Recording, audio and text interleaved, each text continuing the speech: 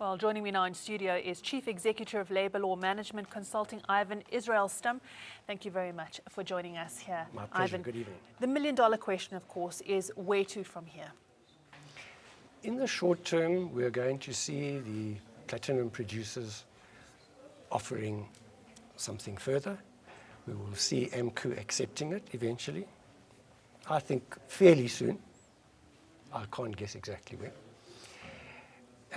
Then the producers, once they get back into production, are going to be retrenching very many people. And then we're going to find a situation where those particular people, having lost their income, will not be able to participate in the economy, and it will damage our economy. The strike itself will give, I think, a great deal of courage to other miners and other workers in other industries. There'll be other strikes which will further weaken the economy, and in future years this will continue. I think this strike is the first overt battle in our new economic war. Workers have been saying for some time that there's now a need to fight for economic freedom as opposed to political freedom, and this is the first overt manifestation of that. What we're going to need in the longer term is for the type of quality of leader that stood up 20 years ago to stand up again, realize what's happening, and embrace the solution that we need, which is actually staring us in the face. And what is that solution? The war that we've got at the moment, the economic war, is essentially a war between socialism and capitalism. We can replace both of those ideologies with a new one called shareism, for want of a better word. What that will mean, amongst many other things, is that workers will no longer be getting increases through strikes and militantism and damage to the economy, but they will be getting the increases through performance. So you'll get a more cooperative arrangement between management and workers. It's a very difficult thing to achieve, but very much less difficult than to sustain what we've got at the moment. Ivan, if we have a look back, we can see it's having disastrous effects on the economy. Yes. It's a lose-lose situation as it stands at the moment. That's right. For the miners, for the mine employers, and of course for the mine workers and their families as well. If we have a look at a situation like this, if we look 20 years back at the negotiations in South Africa, we saw that professors from Harvard had actually been brought in to negotiate and were very integral in the negotiating process and in the final agreement of the interim constitution in 1993. Do you think that outside help would assist this situation? Most definitely. We can't be arrogant enough to say we know everything. But that's secondary. You first have to have the leaders who have the vision to realize what we need to do. Then they can bring in who can help us to do it. But there seems to be, from none of the sectors, any leader who's willing to stand up and say, the writing's on the wall, let's get stuck in and do something like we did 20 years ago. Ivan, we're going to pick up on this. Let's just take a quick look at what's being offered and demanded. The Labour Union is demanding a basic wage of 12,500 Rand. On the other hand, employers Amplats, Implats and Lonmin are offering wage increases ranging between 10,259 Rand and 14,868 Rand. So we're seeing, Ivan, there, if we have a look at those figures, that it's not too far off the mark. Correct. Is it enough for AMCU to back down and accept? It is, but the impression one gets is that AMCU has got two agendas. They want their 12.5 or something close to it, but they also want to make a point that they are here and they are going to be taking control as far as labor movements on the mines. So it's a principal thing for them as well.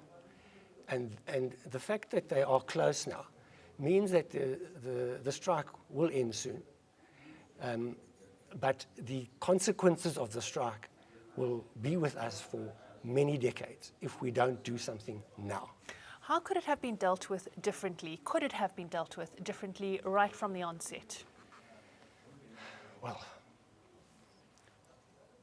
the producers didn't realize how determined AMCU was and what the actual agenda was.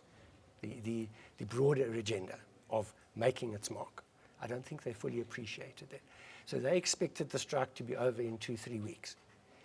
Had they had a crystal ball and realized that AMCU had much stronger resources and had a different agenda, they could most certainly have looked at a new kind of economic model for the mines, similar to what I've been talking about, and averted the need for such a militant approach from AMCU. So moving forward, there are obviously lessons in this for any future negotiations, and I think negotiation really means finding that wise, sustainable solution and Yes. an ongoing relationship in negotiations, doesn't it? It means nurturing that relationship for the future. Very much so, yes. So what kind of lessons should be taken from what we've seen unfold before our eyes? Well, the first is, as I've mentioned, that we have an economic war, and war can always be averted by coming up with creative ways of both parties getting what they want by cooperating. And that is a possibility. It is very much a possibility. The second thing is that we have, in looking at these issues, completely forgotten about one of the most important stakeholders, and that is the unemployed people. There are more than 5 million totally unemployed people and many other partially employed people. They need to be brought into NEDLAC and given a voice so that they can provide a different perspective, and so that both government, labor and management can understand our economic situation from the point of view of these people who've been completely quiet up to now. But we've got a ticking time bomb amongst the unemployed people. And more people will now become unemployed because of the strike. And that, of course, creates a whole vicious cycle that we've been trying to avoid up to this point, and of course creating great concern for Reserve Bank Governor Jill Marcus, talk about a recession and so on. It plays into all of that. The desire to win is very, very strong in a situation like this, but is the fear of loss even a greater motivator? Yes, and that's what happens when you have a win-lose scenario. You have to win and you have to avoid losing. But ironically, that very mindset is what causes both parties to lose, because nobody's going to be the winner here. So how do people overcome that need to point score or the one-upmanship? Well, you have to have a war of attrition and a serious damage before the warmongers realize that the war gets them nowhere. Then they become more pliable and more willing to look at more creative ideas and to think more out of the box. Certainly the system we've had up to now has not brought anybody any good. It's therefore the pain of this strike might have a positive in making people more aware of there are alternatives. We saw the minister dip in and dip out, really, for a very short period of time. Yes. I think to say he's failed would really not be correct in a situation like this, because he has appointed a task team to report back to him. But did we expect more from the minister as the ultimate governing body when it comes to this situation? I do believe there would have needed to have been more of an effort, not only from that minister, but from the Labour minister as well. We didn't see anything from that side. And I understand that they're tentative because AMCU is not part of the tripartite alliance. So they're very worried about how they would be blamed if there wasn't a settlement. And I think that's a mistake. So what should they have done? How should they have should they have been brokering in the first place, or attempted to get involved in this negotiation process? I believe so. But you can't get the trust of a new union in 2 days. So the government should have been involved months ago, really, when they saw the strike coming, from a union which was militant and was not part of their alliance, and started developing a relationship. But there's no such thing.